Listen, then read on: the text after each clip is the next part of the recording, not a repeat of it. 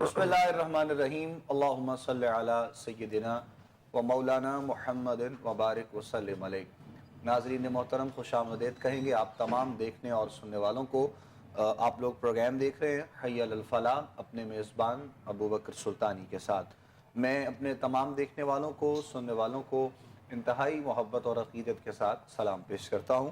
یہ پروگرام آپ لوگ ہر روز دیکھتے ہیں، سنتے ہیں، پسند کرتے ہیں۔ ہماری ملاقات آپ لوگوں سے اس پروگرام کے ذریعے ہر روز ہوتی ہے، اور آپ سب جانتے ہیں کہ ہمارے پروگرام میں کس طرح شامل ہوا جاتا ہے، کس طرح آپ لوگ سوال کر سکتے ہیں، آپ لوگوں کی رہنمائی ہوتی ہے قرآن و سنت اور احادیث کی روشنی میں۔ علماء ہمارے ساتھ پروگرام کا حصہ ہوتے ہیں ہر روز کی طرح، اور آج بھی ہمارے ساتھ جو شخصیت موجود ہیں یقیناً آپ انہیں بھی دیکھتے ہیں، سنتے ہیں، پسند کرتے ہیں۔ ہم آپ سے مختلف موضوعات پر بھی گفتگو کرتے رہتے ہیں، اور اس کے علاوہ آپ لوگوں کی رہنمائی، جو بھی آپ کے سوالات ہوا کرتے ہیں، آپ کے مسائل ہوتے ہیں، آپ کی رہنمائی کی جاتی ہے۔ انتہائی خوبصورت انداز میں آپ گفتگو فرماتے ہیں، اور بہت آسان اور بہت سادہ الفاظ کا آپ کا انتخاب ہوتا ہے تاکہ دیکھنے والوں کی، سننے والوں کی رہنمائی ہو سکے۔ حضرت علامہ مولانا عبداللہ ثاقب قادری صاحب ہمارے ساتھ آج کے پروگرام میں موجود ہیں۔ ہم آپ کو خوش آمدید کہتے ہیں۔ السلام علیکم ورحمۃ اللہ وبرکاتہ۔ وعلیکم السلام ورحمۃ اللہ کیسے ہیں وبرکاتہ۔ حضرت؟ آپ جی ٹھیک ہیں؟ الحمدللہ، آپ خیریت سے؟ الحمدللہ رب العالمین، اللہ کا بڑا ماشاءاللہ۔ احسان۔ بہت شکریہ، ایک مرتبہ پھر آپ تشریف لائے ہمارے آج کے پروگرام میں۔ انشاءاللہ آپ سے گفتگو رہے گی۔ پروگرام میں شامل ہونے کے لیے ناظرین آپ سب جانتے ہیں لائیو کالز ہیں، اور لائیو کال کے لیے نمبرز آپ لوگوں کی ٹی وی اسکرین پر موجود ہیں۔ آپ لوگ سوال کیجئے، گفتگو کیجئے، جو بھی ہمارے ساتھ شیئر کرنا چاہیں انشاءاللہ آپ کی رہنمائی کی جائے گی۔ اور اس کے علاوہ ہمارے واٹس ایپ نمبرز بھی پروگرام مینشن ہوتے ہیں آپ لوگوں کی اسکرین پر۔ آپ کے مسائل، آپ کے سوالات ہم تک پہنچتے رہتے ہیں، اور اس پر بھی ہم ساتھ ساتھ جو ہے وہ بات کرتے رہتے ہیں۔ ہماری کوشش ہوتی ہے کہ پروگرام میں ہم انہیں بھی جو ہے وہ، یعنی آپ لوگوں کے جو سوالات واٹس ایپ پہ ہوتے ہیں ان کو بھی پروگرام میں ساتھ ساتھ شامل کر لیں۔ ایڈریس بھی ہمارا مینشن ہوتا ہے، آپ لوگوں کے خط وغیرہ وہ بھی ہمارے پیغام کی صورت میں ہم تک پہنچ رہے ہوتے ہیں، اور ہماری طرف سے جواب لفافی کی صورت میں آپ لوگوں تک جواب پہنچایا جاتا ہے۔ ہم ساتھ ساتھ کسی نہ کسی ایک موضوع پر چونکہ بات کر رہے ہوتے ہیں، ہماری کوشش ہوتی ہے کہ مختلف موضوعات کا بھی انتخاب کیا جائے اور آپ لوگوں کے سوالات کا بھی ساتھ ساتھ جواب دیا جائے۔ ماہ رجب کے بعد ماہ شعبان المعظم کا خوبصورت یہ گھڑیاں، یہ لمحات پروردگار عالم نے ہم سب کو عطا کیے ہیں، اور حرمت والے ان مہینوں میں سے یہ بھی ایک بہت خاص، بہت عظیم رحمتوں اور برکتوں سے مالا مال ماہ مبارک ہے جو مالک کائنات نے ہمیں عطا کیا ہے۔ اور بہت سے جو ہے وہ مقدس ایام، بہت سے پاکیزہ اور جو ہے وہ ہستیوں کے دن خاص طور پر ان میں منائے جاتے ہیں، اور منسوب ہے بہت خاص جو ہے وہ یہ دنوں کے اعتبار سے بھی۔ اور اس کے ساتھ ساتھ جو خاص طور پر بالخصوص جو 14 اور 15 شعبان کی درمیانی شب، جسے ہم شب نجات بھی کہتے ہیں، شب برات بھی کہتے ہیں، شب توبہ بھی کہتے ہیں، اس کا بھی ذکر کیا جاتا ہے، اور اس پر بھی جو ہے وہ ساتھ ساتھ بات کی جاتی ہے۔ تو یہ بہت سی چیزیں اپنے اندر سمائے ہوئے ہیں ماہ شعبان، اور اس کے ساتھ ساتھ پھر جو ہے وہ یقیناً جس طرح ہم پہلے بات کر رہے ہوتے ہیں کہ ماہ رجب کے بعد شعبان، اور شعبان کے بعد رمضان ہے، یعنی وہاں تک پہنچنے میں ہمیں جو ہے وہ آسانی ہو جاتی ہے، ہمارے لیے چیزیں آسان ہو جاتی ہیں۔ تو ہم کچھ انشاءاللہ فضائل ماہ شعبان المعظم کے اعتبار سے گفتگو کا آغاز کرتے ہیں، اور اس کے ساتھ ساتھ پھر آپ لوگوں کی کالز بھی ہوں گی، آپ کے سوالات بھی انشاءاللہ پروگرام میں شامل کیے جائیں گے۔ حضرت علامہ عبداللہ ثاقب قادری صاحب سے میں گزارش کروں گا آپ اپنی گفتگو کا آغاز فرمائیے گا۔ بسم اللہ الرحمن الرحیم، والصلاة والسلام علی سید المرسلین۔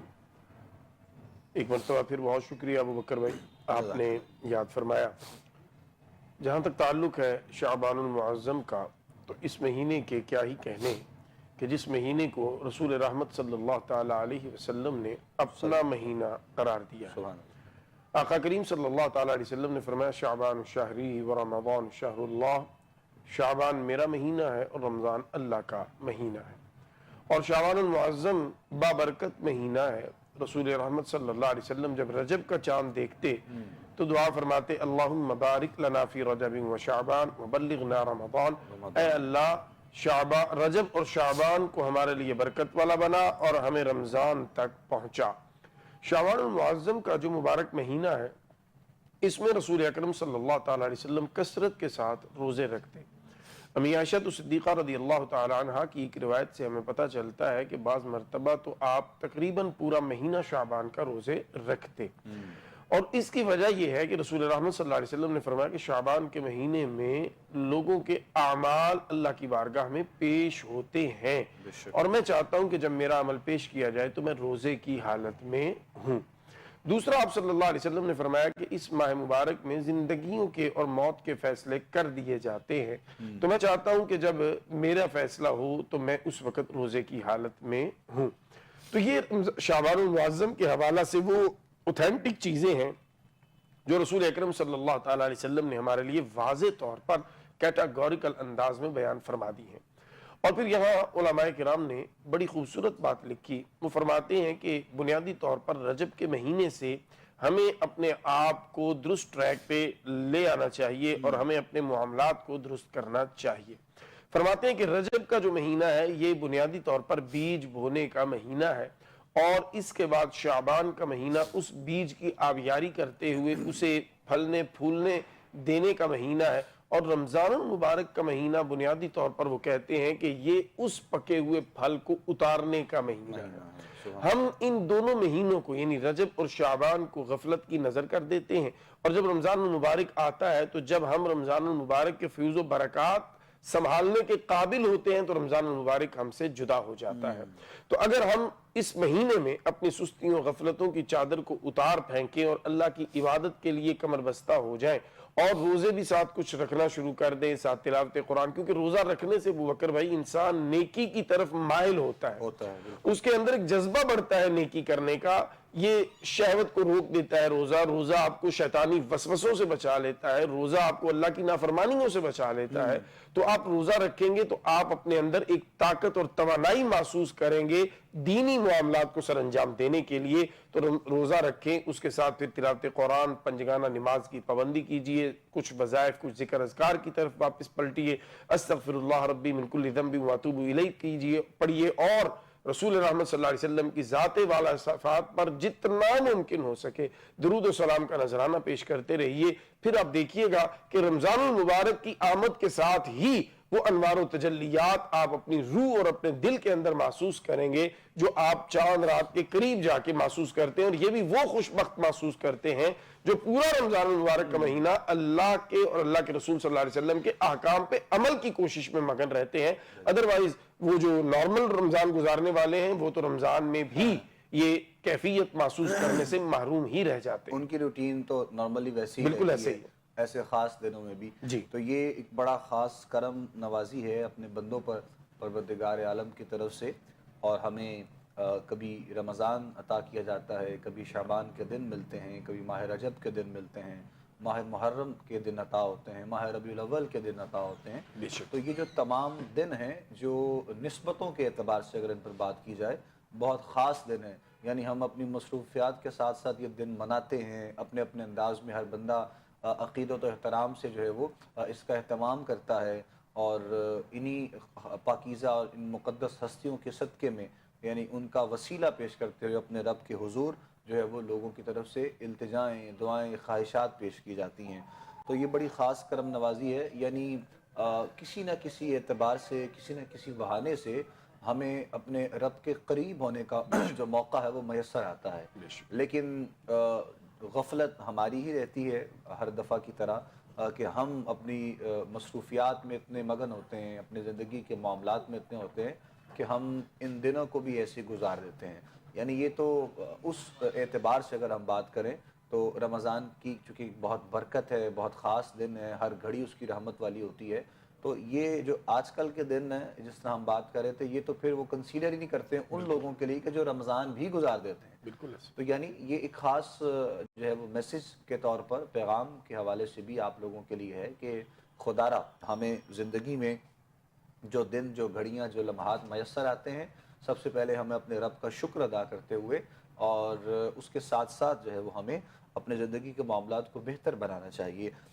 بہت سے ایسے ہمارے دوست، ہمارے جاننے والے جو ہمارے ساتھ ہر سال ہوتے ہیں لیکن وہ اس سال نہیں ہیں ان دنوں میں، تو یہ جو ایک دنیا کا جو ایک نظام ہے، آئے دن ہم دیکھ رہے ہوتے ہیں کہ اموات کی جو شرح ہے وہ بھی بہت بڑھتی جا رہی ہے۔ اس حوالے سے آئے دن کسی نہ کسی کے حوالے سے کوئی میسج سننے کو ملتا ہے، کوئی پیغام ایسا ہمارے جو ہے وہ سننے کو ہم تک پہنچ جاتا ہے۔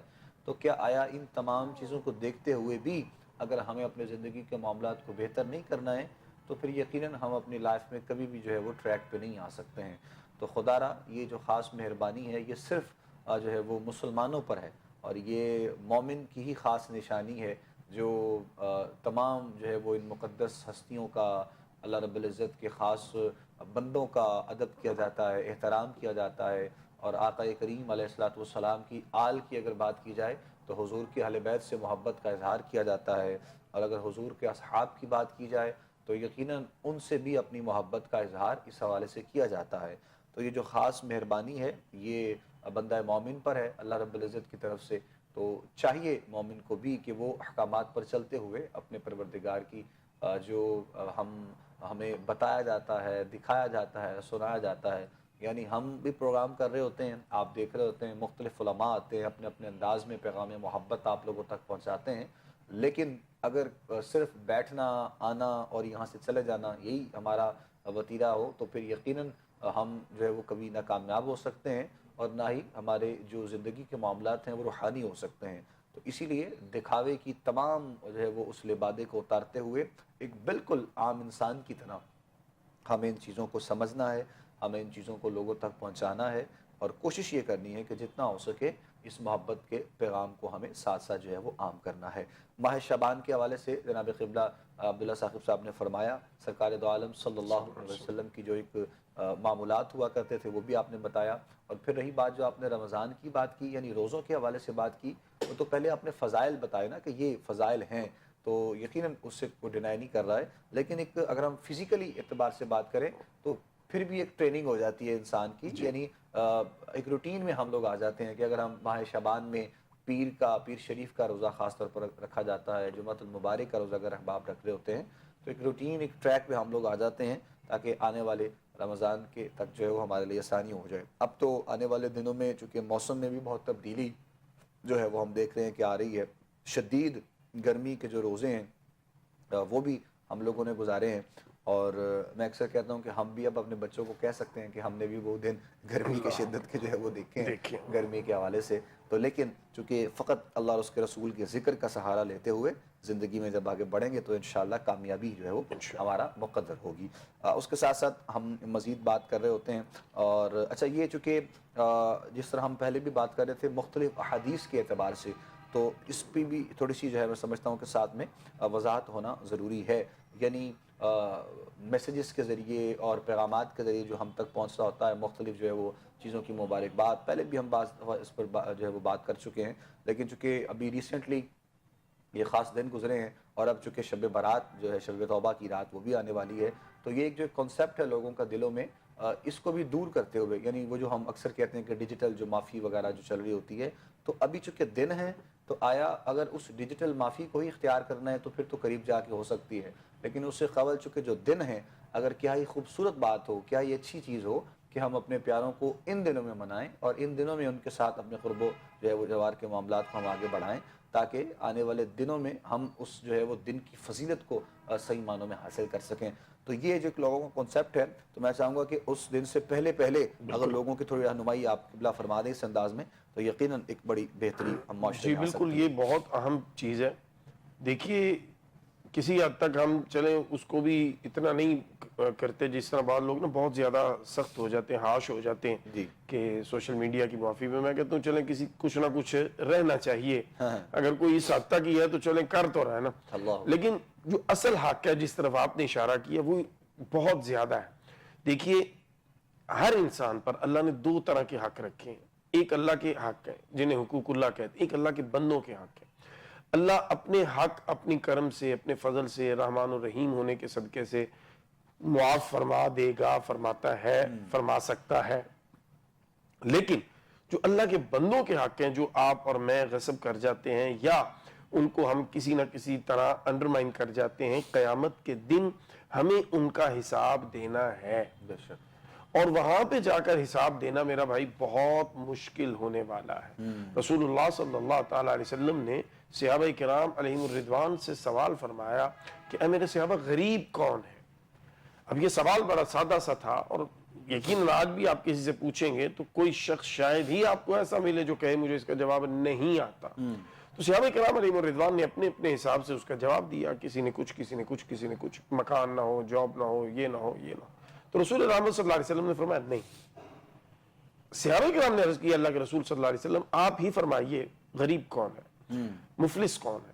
فرمایا میری امت کا سب سے بڑا مفلس وہ ہے جو قیامت کے دن جب آئے گا تو نیکیاں اس قدر لائے گا کہ پہاڑوں کی صورت میں نیکیاں اس کے ساتھ ہوں گی، اور پھر جب وہ اللہ کے حضور حاضر ہوگا وہ اپنی نیکیوں کو دیکھ رہا ہوگا، شکر ادا کر رہا ہوگا کہ بڑی نیکیاں لے کے آئے ہوں، آج تو میرا کام بن جائے گا. تو اللہ رب العزت کی بارگاہ میں جب اسے کھڑا کیا جائے تو ایک شخص آ کے عرض کرے گا اللہ دنیا کی زندگی میں اس نے میرے ساتھ فلاں زیادتی کی تھی، میں بدلہ نہیں لے سکا، میں کمزور تھا، یہ مجھ سے طاقت میں زیادہ تھا، تعلقات میں زیادہ تھا، اے میرے اللہ آج مجھے اس سے بدلہ دلوا.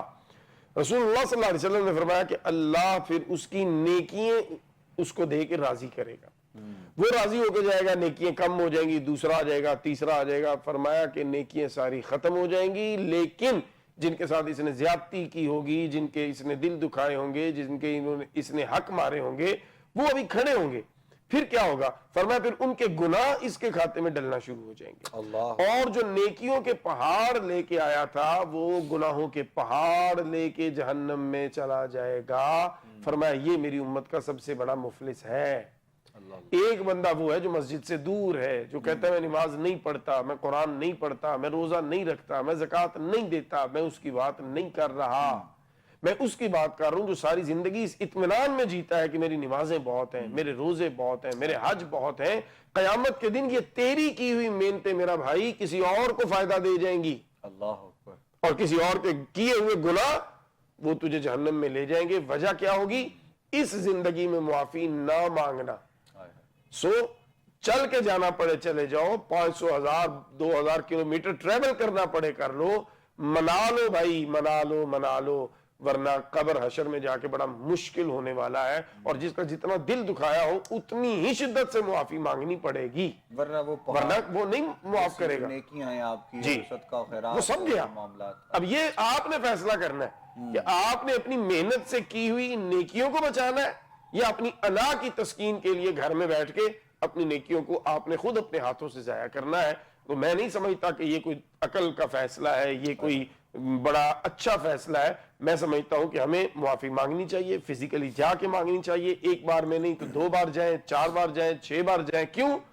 ضرورت ہماری ہے، اگلے کی ضرورت نہیں ہے. جب تک وہ نہیں، ہاں اپنی پوری کوشش کے بعد بھی اگر معاف نہیں کر رہا پھر آپ اللہ کی بارگاہ میں عرض کریں، رجوع کریں کہ اللہ میں تو بار بار جا رہا ہوں، اس کے دل کو نرم فرما یا میرے لیے کوئی آسانی کا معاملہ اس حوالے میں جس طرح آپ نے کہا کہ بار بار اگر وہ جا رہا ہے، تو اگر کوئی شخص ایسا بھی ہے، اور ایسے بھی بہت سے واقعات ہمیں دیکھنے اور سننے کو ملتے ہیں کہ یعنی اگلے شخص کو یہ معلوم نہیں ہوتا ہے کہ وہ اس سے ناراض ہے، یعنی اس کے دل میں کوئی ایسی بات نہیں ہوتی ہے، وہ اپنی طرف سے ایک نارمل اس کے ساتھ جو ہے وہ ملاقات اور سارے معاملات ہوتے ہیں، لیکن اس کے دل میں کوئی خیال ایسا ہو، کوئی بات ایسی اور اس کو معلوم نہ ہو اور اگلا بندہ بھی بتائے نہیں، تو اس صورت میں پھر وہ کیا اس کو کرنا چاہیے، یا پھر کوئی ایسا اس کا اس میں دیکھیں بکر بھائی ہمیں نا ایک اپنی روٹین بنا لینی چاہیے. جنرلی بھی دیکھیں مجھ سے گلا کس کو ہوگا؟ جس کے ساتھ میرا انٹریکشن، جس کے ساتھ انٹریکشن ہی نہیں ہے، تعلق آپ کا ہے یا نہیں ہے اس حوالے. ہاں جی. تو جن احباب کے ساتھ میرا انٹریکشن ہے، ملاقاتیں ہیں، دوست ہیں، میرا سرکل ہے، فرینڈ سرکل ہے، میرے رشتہ دار ہیں، میرے اسٹوڈنٹس ہیں، تو مجھے گاہے گاہے ان سے معافی مانگتے رہنا چاہیے. جیسے استغفار ہمیں سکھایا گیا نا کہ روزانہ دن میں ایک تسبیح استغفار کی کرنی بھلے اس دن ہم سے کوئی گناہ ہوا ہے کہ نہیں ہوا، بھلے اس دن ہم نے کوئی رب کی نافرمانی نہیں بھی کی، ہم نے استغفار ضرور کرنا ہے. اسی طرح ویسے تو آئیڈیل تو یہ ہے کہ روزانہ رات کو سونے سے پہلے انسان جو ہے یعنی روزانہ اپنے کام میں مثلا یہاں آیا ہوں، اگر آپ سے ملاقات ہوئی ہے تو جانے سے پہلے میں آپ کو اگر کہہ دوں کہ بکر بھائی کوئی بات بری لگی ہو تو میں معذرت چاہتا ہوں، تو کیا جاتا ہے. یہ ایک عادت ہے جو ڈیولپ کر لیجئے، جہاں جائیے وہاں سے اٹھتے ہوئے یہ جملہ بول کے جائیے تاکہ وہاں کی بات وہیں ختم ہو جائے، آپ کو آسانی رہے گی. اور آپ دیکھیے گا، میں سمجھتا ہوں یہ جو ہماری بے چینی، ڈپریشن اور نیند کا نہ آنا، انزائٹی، اس میں ایک بنیادی چیز، اس بنیادی کردار اس چیز کا بھی ہے. ہم لوگوں کے دل دکھاتے رہتے ہیں، ہم لوگوں کو پریشان کرتے رہتے ہیں، اور پھر ان کی وہ پریشانی ہمارے سامنے آ کے ہمیں تنگ کرتی رہتی ہے اور ہمیں سمجھ بھی نہیں آ رہا ہوتا یا رپورٹیں ٹھیک ہیں، سارا کچھ ٹھیک ہے، پھر بھی میرے یہ مسائل چل رہے ہیں. تو آپ کی بیماری ہو یا آپ تندرست ہو، دل پریشان ہو، روحانی مسائل ہو، ان سب کا حل بہترین یہی ہے کہ آپ اپنے دل کو سب کے لیے صاف کر دیں. اللہ تعالیٰ آپ کی مشکلیں آسان فرما دیں. بالکل ایسے ہی ہے.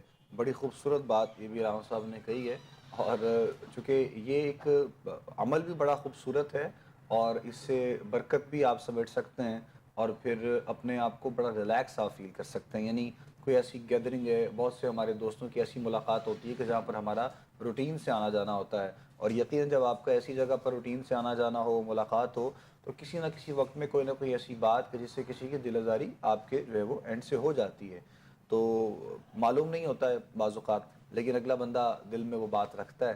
تو اسی لیے اگر انسان ایک دن, 2 دن, 3 دن کے بعد جو ہے وہ اس چیز کو نارمل لیتے ہوئے ویسے ہی کسی سے جو ہے وہ یہ معافی طلب کرنا, یعنی معافی سے مراد یہ کہ کسی کی دل آزاری ہوئی ہے تو میں اس جی کے لیے معافی چاہتا ہوں, یعنی یہ ایک جملہ کہہ دینا, اس سے بہت زیادہ جو ہے وہ معاملات بہتر ہو سکتے ہیں بجائے اس کے. کیونکہ وہ بات جو آپ نے کہی یہ ایک بڑی خاص بات تھی, اور یقین جانیے کہ وہ سن کر میں بھی بڑا ہل گیا اس معاملے میں.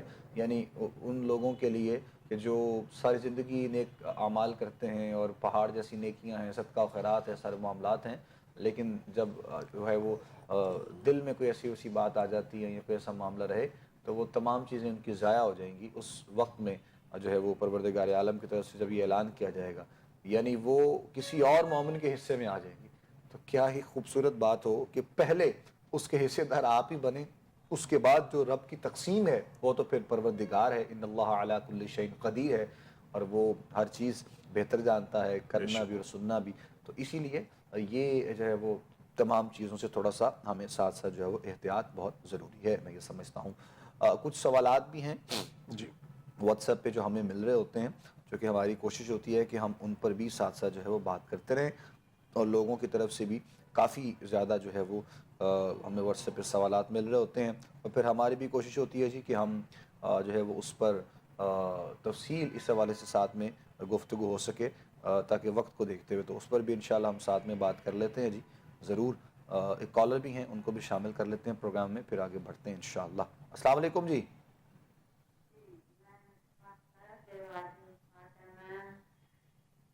میں چکوال تلہ گنگ کی رہنے والی ہوں. میری مارکیٹ میں 2 مرلے میں 3 دکانیں ہیں. میرے دیور کے بیٹوں نے قبضہ کیا ہوا ہے. ٹھیک ہے, میرے خامن فوت ہو گئے ہیں, 3 سال ہو گئے ہیں. میں پولیس کے پیچھے پھرتی رہی ہوں, ڈی سی او, ٹی پی او, اسسٹنٹ کمشنر, کسی نے میری مدد نہیں کی. وہ لوگ 60,000 کرایہ لے رہے ہیں ہر مہینے.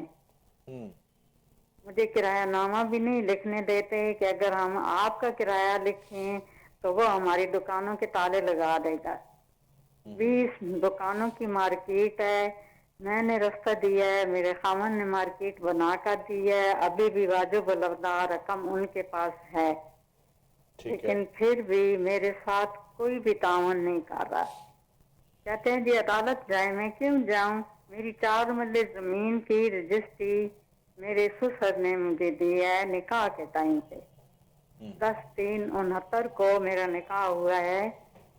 میرے 4 بیٹے ہیں, چاروں شادی شدہ ہیں. ان کے بچے آگے یونیورسٹیوں میں پڑھ رہے ہیں. میں عدالت کدھر جاؤں؟ وکیل تو فیس کے بغیر بات ہی نہیں کرتے. نہیں کرتے, بالکل ٹھیک. جی تو اچھا, میں نام, آپ سے اپنا نام بتا دیجئے. نسیم اختر, بیوہ حاجی مشتاق احمد, ٹھیک ضلع چکوال تلگنگ. ٹھیک ٹھیک, چلے ہم رہنمائی کرتے ہیں انشاءاللہ. جزاک اللہ, جزاک اللہ, بہت شکریہ. آپ پروگرام دیکھتے رہیے, ہم رہنمائی کریں گے انشاءاللہ. اور یہ بھی ایک بڑا عجیب معاملہ ہے, اور اس طرح کے بہت سے جو ہے وہ کیس ہم نے سنے بھی ہیں, دیکھے بھی ہیں. یعنی کسی کے جو ہے وہ شوہر کا انتقال ہونے کے بعد اس پر زبردستی کی جاتی ہے اس حوالے سے.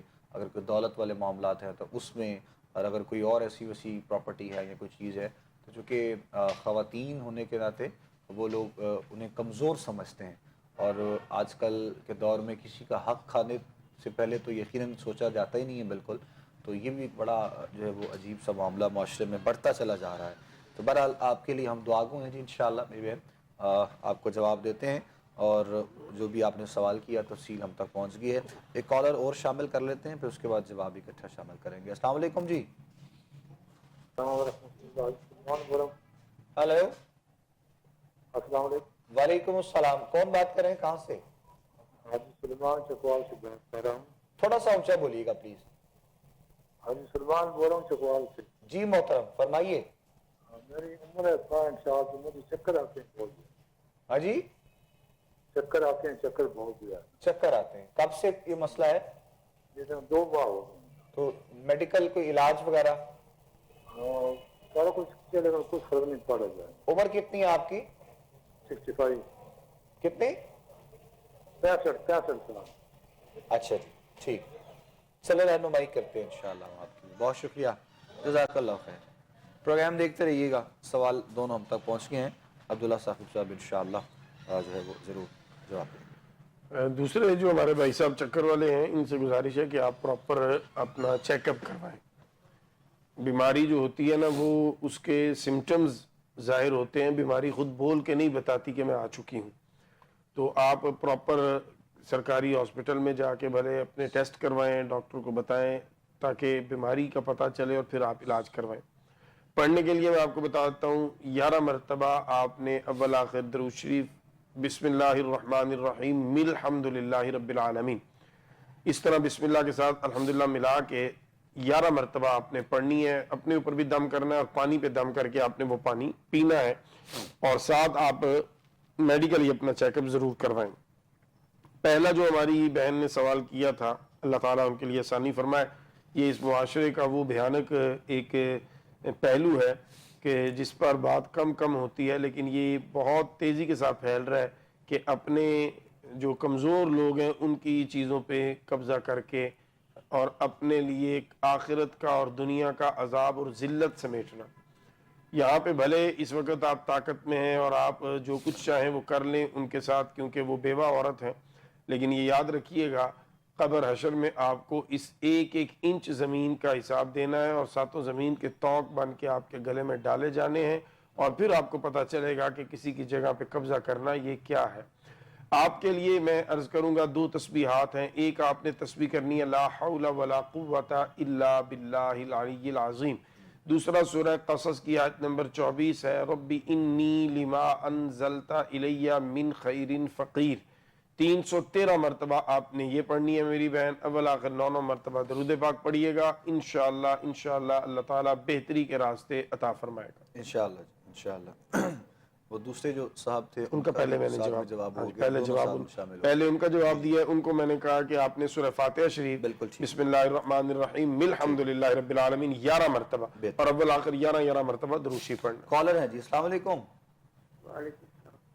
जी, कौन बात कर रहे हैं, कहाँ से?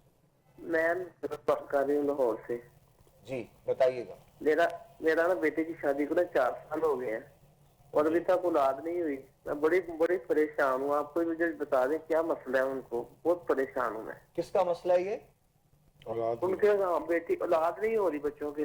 4 साल उनकी शादी को हो गए हैं जी। अच्छा, कितना सा हुआ शादी को? 4 साल। 4 साल। नाम बताइएगा। लड़की का नाम है खदीजा और लड़के का नाम है सलमान। अच्छा जी, चले हम रहनुमाई करते हैं इंशाअल्लाह। जज़ाकल्लाह खैर, बहुत शुक्रिया। दुआगो हैं इंशाअल्लाह आपके बच्चों के लिए, परवरदिगार उन्हें सेहत आफियत वाली सलामती वाली जो है वो मामलात फरमाते हुए औलाद की नेमत से माला माल करे। और दीगर जितने भी हमारे भाई हमारी बहनें ख़ास तौर पर हमें दुआओं के लिए औलाद के हवाले से जो कहती रहती हैं, उनके लिए बहुत ख़ास हम इंशाअल्लाह दुआगो हैं।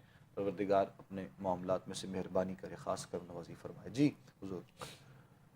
अल्लाह रब्बुल इज़्ज़त की बारगाह में आप इल्तिजा करें, दुआ करें और अस्तगफिरुल्लाह रब्बी मिन कुल्लि ज़ंबि व अतूबु इलैह। एक तस्बीह दोनों मियाँ बीवी सुबह एक शाम, यानी 2 तस्बीहात इस्तिग़फ़ार की रोज़ाना की बुनियाद पे करें और पूरी तवज्जो के साथ यकसुई के साथ करें। और उसके बाद अल्लाह रब्बुल इज़्ज़त की बारगाह में दुआ करें औलाद के लिए। इंशाअल्लाह मेरा अल्लाह ज़रूर औलाद की नेमत अता फरमाएगा इंशाअल्लाह जी। जज़ाकल्लाह खैर। नेक्स्ट कॉलर है जी, हम शामिल करते हैं। अस्सलाम वालेकुम जी। हेलो। अस्सलाम वालेकुम। वालेकुम अस्सलाम जी, कौन बात करें? जी बताइएगा। बात करनी थी कि कल हमने मसला सुना है कि आप थोड़ा सा ऊंचा बोलिएगा प्लीज। हजरत इमाम हुसैन अलैहिस्सलाम की कल वलादत का दिन था। अच्छा जी। तो हमने मसला सुना है कि नबी करीम सल्लल्लाहु अलैहि वसल्लम ने एक दुम्बा मतलब उनका ज़िबा करके ना तो हकीका किया था। अच्छा ठीक है, इसके बारे में जरा तफसील से बता दें। दुम्बा उनका करके अकीका किया था। हकीका कल हजरत इमाम हुसैन अलैहिस्सलाम की विलादत का दिन था ना, जी जी ठीक है, मैं समझ गया हूँ जी, तो मैं समझ गया हूँ। हाँ जी, वो टीवी पे हमने मसला सुना था कि एक दुम्बा उन्होंने करके ना हकीका किया था। अच्छा जी, चले हम रहनुमाई करते हैं जी, इंशाल्लाह आपको जवाब देते हैं।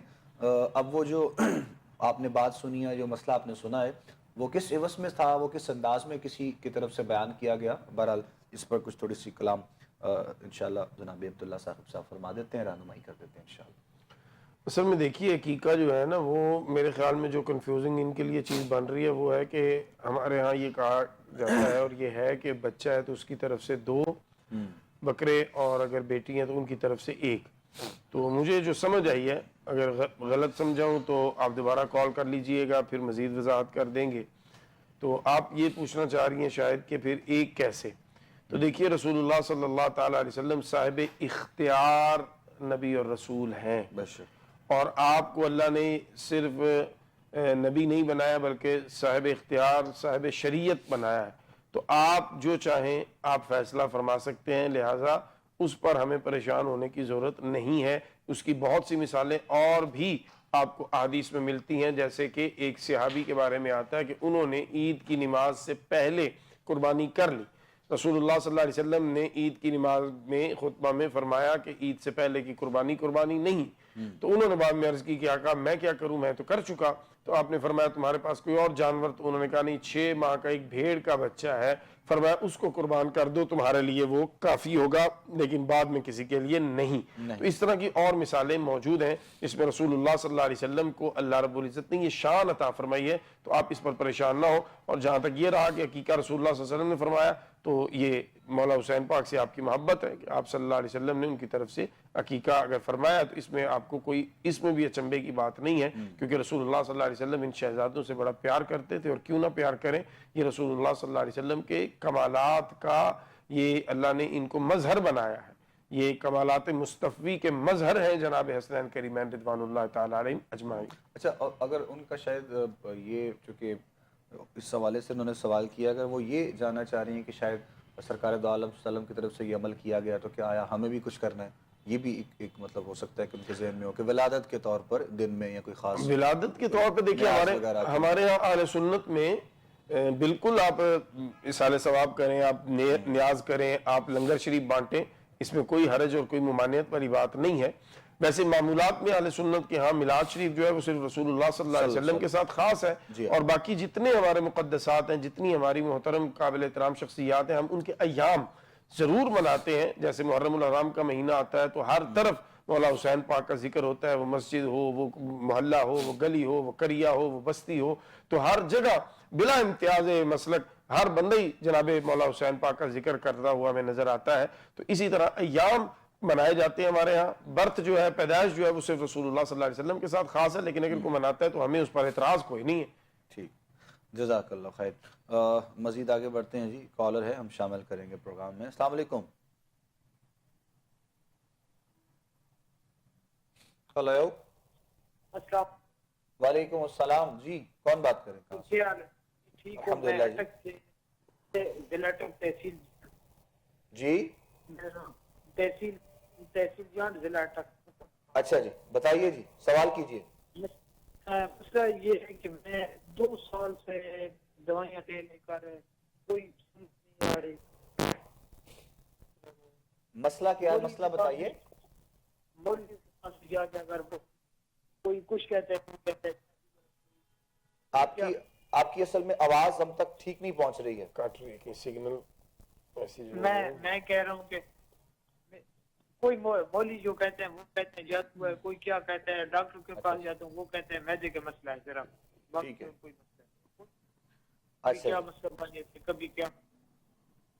जी बेहतर है, हम रहनुमाई कर देते हैं इंशाल्लाह। जज़ाकल्लाह। प्रोग्राम देखिएगा। असल में आवाज़ आपकी बहुत ज़्यादा ब्रेक हो रही थी, तो इन्होंने जो है वो बीमारी के हवाले से अपने बता रहे थे, तो कहते हैं डॉक्टर्स कहते हैं कि मैदे का मसला है, और कुछ लोग कहते हैं कि रूहानी मसला है। तो इस एतबार से कुछ ये सवाल करना चाह रहे थे, जो हम तक मतलब समझ में आया, जो पहुँचा है उतना ही जवाब इंशाल्लाह आप तक हमारी तरफ से पहुँचा दिया जाता है। मज़ीद फिर आप अगर दोबारा भी करना चाहें तो रब्ता कर सकिएगा। जी देखिए, ڈاکٹر جو ہے نا جی اس کی رائے ہی مستند ہوگی، جو آپ کے پراپر ٹریٹمنٹ کر رہے ہیں، ٹیسٹ وغیرہ کروائیے اپنے.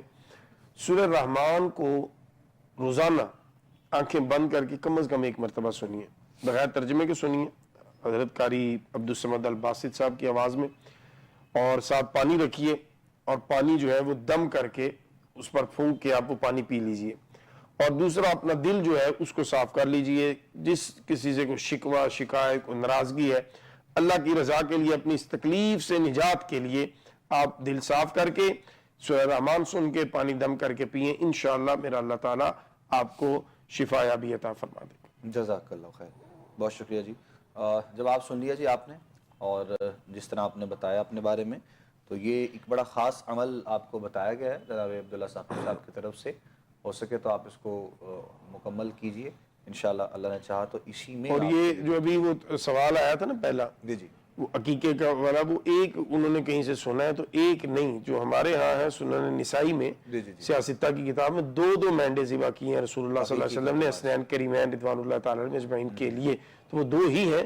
ایک اگر کسی نے کہا ہے یا ان کو سننے میں یا ان کو کہنے میں ہو گیا ہوگا. اچھا، یعنی 2 مینڈے عقیقے کے اعتبار سے بھی مسالک میں فرق جو ہے وہ اس میں نہیں ہو سکتا میرے نہیں خیال، لیکن وہ شاید سننے میں کوئی ہو گیا ہے یا کوئی اس طرح کا. تو وہ وضاحت ضروری تھی کہ 2 مینڈے ہی ہیں رسول اللہ صلی اللہ علیہ وسلم نے 2 کی ہیں ذبح. چلے اللہ کریم خیر فرمائے. اصل میں دیکھیں یہ جو تمام چیزیں ایسی بھی یعنی عقیقے کے حوالے سے بھی اگر ہم بات کریں تو یہ بھی ایک بڑا ایک موضوع ہے، اس پر اکثر بات ہوتی بھی ہے پروگرامز میں مختلف.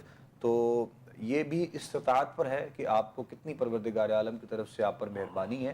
تو یہ اگر بعض اوقات لوگ، چونکہ اس میں ہم نے دیکھا ہے کہ یہ بھی دیکھ رہے ہوتے ہیں کہ چونکہ جب حکم ہے، جب آپ نے شریعت کو ماننا ہے تو پھر پورا مانیں.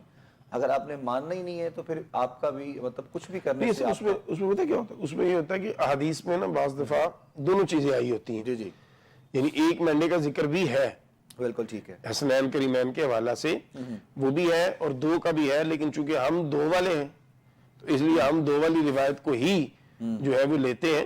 لیکن وہ جو اختلاف روایت ہے نا، اس میں بعض دفعہ ایسا ہوتا ہے کہ وہ چیز جس کو جمہور نے نہیں لیا ہوتا ہے اس کو جب آپ مجمع میں بیان کر دیتے ہیں نا تو پھر وہ زیادہ کنفیوزنگ ہو جاتی ہے. یا وضاحت کر دے ساتھ کہ ایک رائے یہ ہے علماء کی لیکن اکثریت علماء کی رائے یہ ہے، تو پھر وہ معاملہ جو ہے نا گڑبڑ نہیں ہوتا. بالکل ٹھیک بالکل ٹھیک. چلیں جزاک اللہ خیر جی.